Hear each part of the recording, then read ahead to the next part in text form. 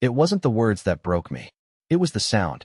A spoon, clinking rhythmically against a ceramic mug. Tap, tap, tap, like a metronome marking time in a place where everything had already ended. That tiny, useless sound somehow hit harder than anything she could have screamed. She was standing in the kitchen at 11:43 p.m., stirring a cup of tea she had no intention of drinking. The hallway light behind her flickered, like even the house was trying to hold its breath. She didn't look up when she said it. "I never loved you, you know." The words just dropped, like overripe fruit from a tree. No anger, no drama, just dropped. I didn't speak. I just stood there in the doorway, barefoot, holding a half-full laundry basket. The absurdity of it all, the domesticity of betrayal, made my spine tingle. I should have said something. I should have screamed, laughed, collapsed. But instead I just placed the basket on the floor and stared at the shadows curling across the tiles. "I thought I would," she added, still stirring, "eventually." But it just never came. That's when I noticed her phone wasn't on the counter. And her keys weren't in the bowl. I didn't ask where they were. I didn't ask who he was. I just nodded, turned, and walked out. Not out of the kitchen. Out of the house. I didn't even grab shoes. The strange thing is, I didn't feel sad. Not yet. I felt free, in a way I wasn't ready for. And I had no idea that by the time she took her next sip, if she ever did, I would already be halfway to a place I hadn't thought about in 14 years. A place where all of this started. A place I promised I'd never return to. I drove for 3 hours without thinking, just letting the night swallow me whole. No music. No calls. I didn't even remember grabbing the keys. The highway was empty except for the occasional semi slicing through the darkness, and I kept the windows down despite the chill, like I needed the cold to prove I was still real. Somewhere near the county line, I pulled into a 24-hour gas station, the kind with buzzing fluorescent lights and cracked pavement. I wasn't there for gas. I wasn't even sure why I stopped. Maybe I just wanted to exist somewhere that wasn't ours. Inside, it smelled like stale popcorn and lemon cleaner. I grabbed a bottle of water I didn't want, just to have something to hold. That's when I saw her. She was standing near the coffee machine, wearing a red hoodie pulled over her head, even though it was warm inside. She had this strange stillness about her. Not afraid, not anxious, just completely unbothered, like she'd been waiting in that exact spot for someone to notice her. She glanced at me once. No smile, just a look. The kind that lasts half a second too long. I looked away first. As I went to pay, she walked past me and said, "You left barefoot." I froze. I didn't turn around right away. I just stood there, gripping my wallet, feeling my breath catch in my throat. When I finally looked over my shoulder, she was already outside, walking behind the gas station into the dark. Gone. Like she had never been there. I asked the clerk if he saw her. He looked confused. "You came in alone, man." I stepped outside, circled the building. Nothing. No red hoodie. No footsteps. Just the sound of insects and the hum of the neon, open sign flickering above the glass door. I sat in my car for a while, gripping the steering wheel like it might anchor me to reality. I thought I was losing it. Maybe I was. But something about the way she said it, "You left barefoot." It wasn't a guess. It was a statement. It was true. I looked down at my feet. I hadn't even noticed the blood. Not much, just a few cuts from the driveway gravel, small enough to go numb. But they were there. I should have felt it. I should have felt something. Instead, all I felt was the envelope again. The one I hadn't opened. Still sitting on the counter. Waiting. And suddenly, I knew exactly what was inside it. Not words. Not a letter. Coordinates. But not hers. Not mine. His. I didn't go back for the envelope. I didn't need to. The numbers came back to me as I sat on that gas station curb, letting the water bottle sweat between my hands. A memory I hadn't touched in over a decade crawled out from the part of my brain I tried to concrete over. She hadn't guessed. She knew. And not just about the barefoot exit. She knew about him. The man I never spoke about. Not to her. Not to anyone. 13 years ago, long before Brinley, long before the house, I spent 2 months in a rehab facility in northern Wyoming. I wasn't an addict. At least, not officially. I was just someone the courts thought needed supervised stabilization after an incident I've worked very hard to forget. It wasn't a violent incident. I didn't hurt anyone, physically. But it changed the trajectory of my life in ways I never told anyone. Because how do you explain walking away from everything, vanishing for 61 days, and coming back with a smile that doesn't reach your eyes? There was one other person there who saw through me back then. His name was August Keller. We weren't friends. Not exactly. He was the kind of man you avoided in places like that. Too observant, too calm, like he was playing a game everyone else didn't know they were in. But we ended up in the same group sessions, the same art therapy classes. And somehow, through silence more than words, we connected. He told me one thing before I left. You'll bury it, but it'll grow anyway. And one day, someone you trust will come with pruning shears. I didn't understand it then. I do now. Because that red-hooded woman, she wasn't real. Not in the normal way. I know how that sounds. But I'm telling you, I could still smell her perfume in the air after she vanished. Cloves and ash. It hit me like a sledgehammer when I remembered. It was the same scent August's mother wore. He mentioned it once, offhandedly, in a conversation we had while carving shapes into a bar of soap just to pass the time. It was a detail I should have forgotten. But trauma doesn't work like that. So if she wasn't real, then what was she? A warning? A hallucination? Or a messenger from a chapter one thought was closed? The more I drove, the more I remembered. Not just the facility, but why I went there, and why I made a deal with someone I barely knew to never speak of it again. I hadn't seen or spoken to August Keller since the day I left that place. I didn't even know if he was still alive. But that night, I opened my laptop in the parking lot of a roadside diner and searched his name. There were no social media profiles, no LinkedIn, no photos, but there was one hit. A classified listing, dated just 6 days ago, under the title, Seeking CT. I never loved her either. It listed coordinates, the same ones I knew were probably inside the envelope. The message was signed with 3 letters I hadn't seen in over a decade. A.K. So yeah, that's when I knew none of this was a coincidence. And whatever game was starting, it had been waiting for me a long time. I didn't sleep that night. Instead, I drove through states I barely remembered passing, crossing borders I hadn't seen in years. It was strange how my body just knew the route, like some rusted compass buried in my chest had clicked into alignment the moment I saw those coordinates. Wyoming. The same frozen corner of the map I swore I'd never return to. The place that swallowed August and me all those years ago. The roads got narrower the farther I went. Concrete gave way to gravel, then dirt. Gas stations vanished. Cell service dropped. And by the time I pulled off the road, it was just me and the wind whispering through pine trees tall enough to make you feel like a trespasser in someone else's memory.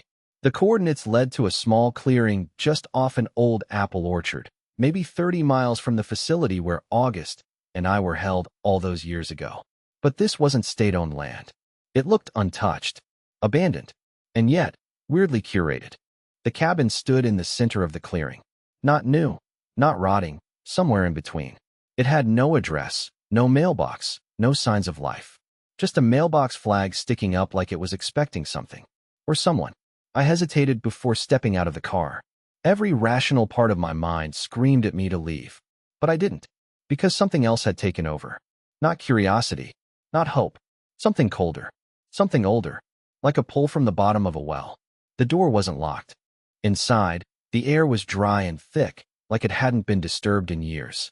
Dust blanketed every surface, except for one. A table in the center of the room. On it sat a single item, a rotary phone. Black. Old. But polished. Impossibly clean compared to everything else. And beneath it, a note. Typed, not handwritten.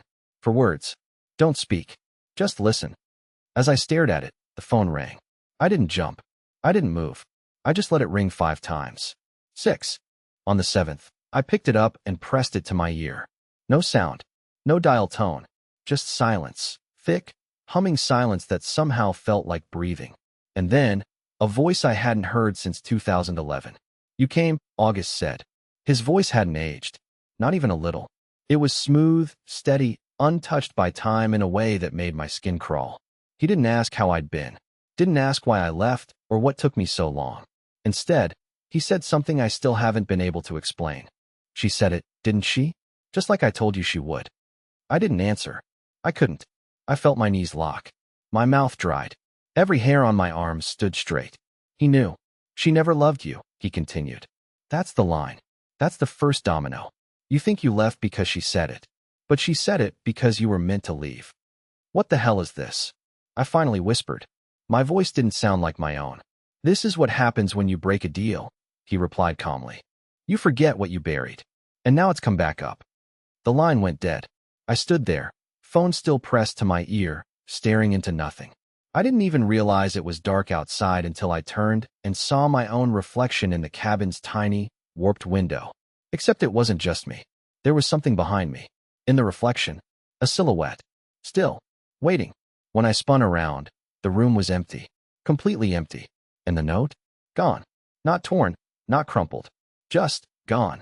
And that's when I remembered what the last therapist I ever trusted once said to me, years ago, when I confessed what happened that night with August. She said, "The human mind forgets what it must, but the body always remembers." My hands were shaking again, because I knew this wasn't about love anymore.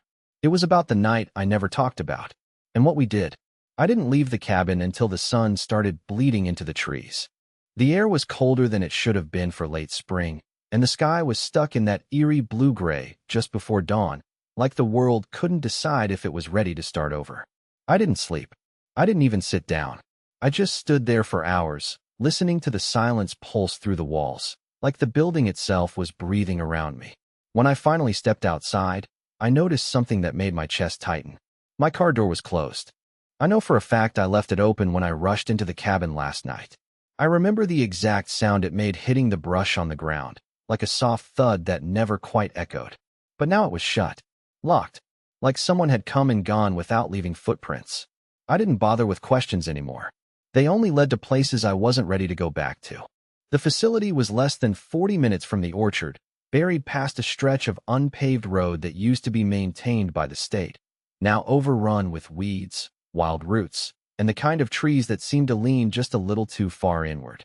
I drove slow, not because of the terrain, but because the closer I got, the heavier everything in me felt, my chest, my memory, my breath.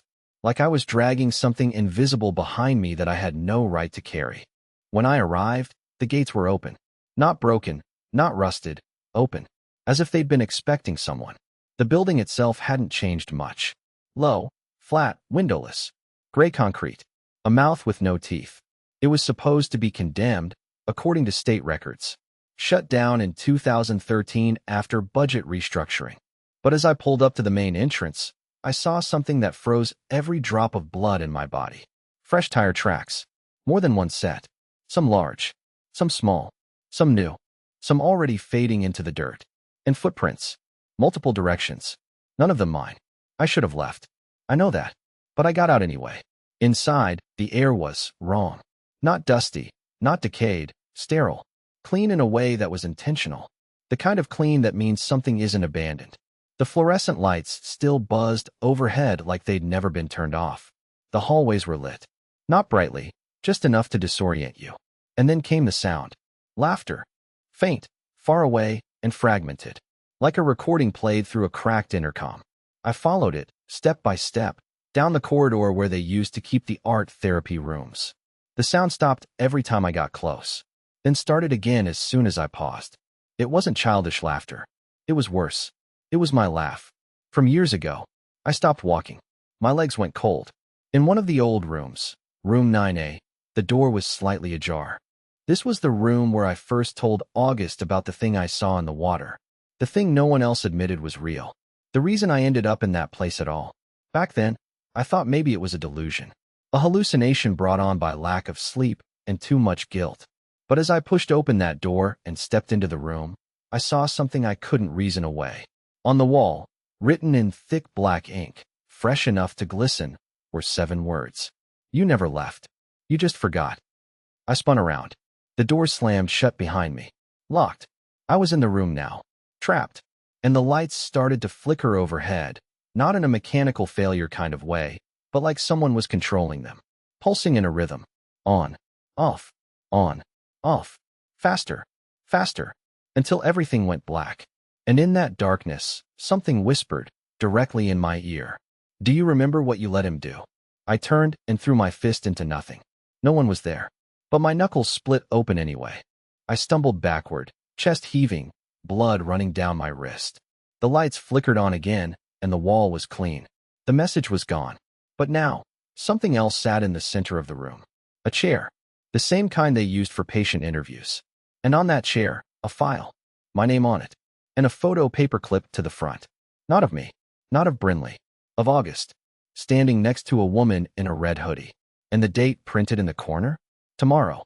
I sat in that room for over an hour before I touched the file. My hands wouldn't stop shaking, and my legs felt like they didn't belong to me. It wasn't fear, not exactly. It was the sick, creeping realization that whatever I thought this was, a mind game, an elaborate prank, maybe even a breakdown, had already evolved past the point of explanation. The door hadn't reopened. No footsteps. No voices. Just silence and that one chair, holding my name like a verdict. When I finally opened the file, the first page wasn't a document. It was a photograph. Me, sitting in a diner booth I didn't recognize, across from a man who looked almost like August, except older. Hair shorter. Face harder. But the same eyes. Same smirk. And scrawled across the bottom in red pen were the words, "He remembers you differently."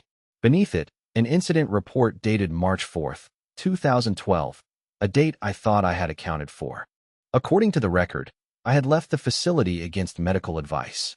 Except I know I didn't. I stayed the full 61 days. I remember the paperwork. I remember my final conversation with the staff psychiatrist. But the report claimed I left on day 37. With August. Together. I kept flipping. Page after page. Surveillance stills. Transcribed conversations. All of them referencing interactions I had no memory of. Conversations where I apparently told staff members that I knew where the bodies were buried, that I had seen what lived in the reflection, and worst of all, that August said I could stay if I kept quiet. But it was the final page that gutted me. A signed consent form. My name. My handwriting. Authorizing something called recollection displacement. Tier 2. Emotional partitioning. I didn't know what that meant. But in the margin, a small note. Subject requested memory suppression under guidance of patient AK. I dropped the file. No one was supposed to know about the suppression protocol. It was a myth whispered about in the group room late at night. A rumored treatment designed to erase a single event so violently from your memory that your emotional response couldn't even form around it anymore. I had laughed it off. We all did. But now I wasn't laughing. Now I was sitting in a locked room, staring at a photo that hadn't been taken yet, and wondering if I had ever actually left the facility at all. Because suddenly, the past 13 years didn't feel solid anymore.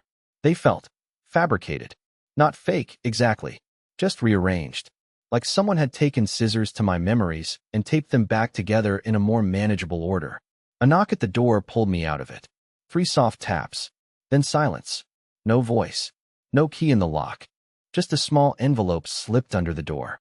The same kind Brinley had left on the counter the night she said she never loved me. I opened it. Inside, a single sheet of paper. 1 line of typed text. She was the trigger. You were always the weapon. Below that, a new address. Out of state. No name. No instructions. Just a place. As I stood up, the door clicked open by itself. The hallway outside was empty again, lit just as dimly as before. But I noticed something new this time. A shadow on the floor stretching across the far wall. My own. Except, it wasn't mine. It was taller, broader, moving when I didn't. I walked toward it. But as I passed through the hallway, I noticed a mirror hanging on the far right side, one I swear hadn't been there when I arrived. And in that mirror, the person staring back at me was wearing a red hoodie. I wasn't. I blinked. The reflection smiled. I didn't. The address led me to a motel outside of Montrose, Colorado. The kind of place you don't find unless you're looking for something you shouldn't be. The sign outside flickered just enough to make it unreadable. It was late when I arrived, somewhere between midnight and the kind of darkness where the world feels paused. The parking lot was nearly empty. Only 2 cars besides mine. One with no plates, the other covered in a thin layer of dust like it hadn't moved in weeks. Room 108. That's what the envelope said. No reservation. No key under a fake name. Just a single sticky note taped to the door. Come in. Don't lock it. I hesitated. My instincts were frayed, but not dead. Every bone in me screamed that I should turn back. But I went in anyway. The room smelled like old cigarettes and lemon-scented floor polish. The bed was untouched, the sheets crisp and tucked so tightly they looked industrial. No clothes, no bag, No sign of anyone staying here. Except for the table in the corner.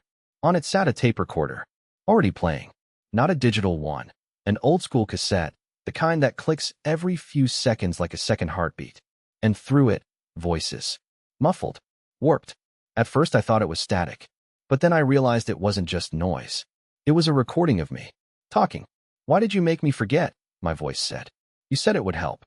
Another voice. "August. Calm. Collected. Controlled. It did help. You survived. That's more than the others. You promised I wouldn't remember. I promised you wouldn't feel it. That's not the same." Silence. Then the sound of something slamming. My voice again, this time angrier. She wasn't supposed to say it. That line, she wasn't supposed to use it. She had to. The trigger doesn't work unless it's personal. There was a long pause. Then August whispered something I'll never forget. None of this was real, Callum. Not the house. Not the job. Not the marriage. All of it, a buffer. A safe container for the part of you that could never be released. I stepped back from the recorder, dizzy, mouth dry. He continued, like he was right in front of me. "You came here to remember. But you're not here alone." The tape stopped. Silence swallowed the room. And then, from behind me, a click.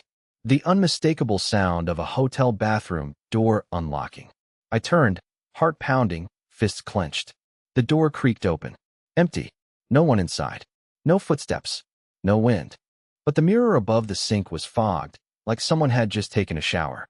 And written across it, smeared in the condensation with a fingertip, were the words, "Check your pocket." I hadn't put anything in my jacket pocket. I was sure of it. I reached in with shaking fingers and felt something cold, smooth, metallic. A key. No label. No tag. Just an old brass key attached to a chain. Except I'd seen this key before. Years ago. In a memory I had buried so deep it no longer felt like mine. A cold night. A locked freezer. A place they told me never existed, where August and I broke the rules. Where we saw what was behind the authorized personnel only door. The one place in the facility we weren't supposed to go. The morgue.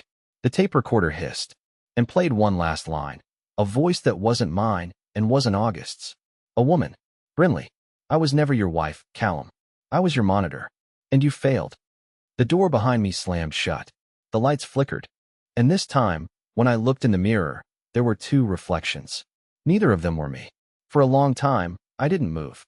I just stood there, frozen in that cheap motel room with two reflections staring back at me, one standing behind the other, neither matching my face.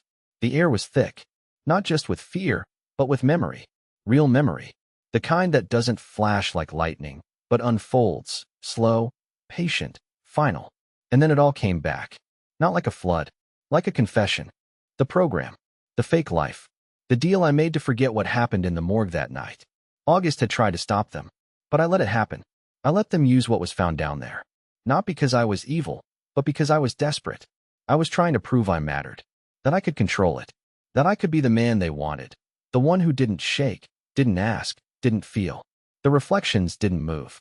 They just watched. But I looked back at them, this time without fear. Without trembling. Because I finally understood, those weren't ghosts. They weren't invaders. They were versions of me.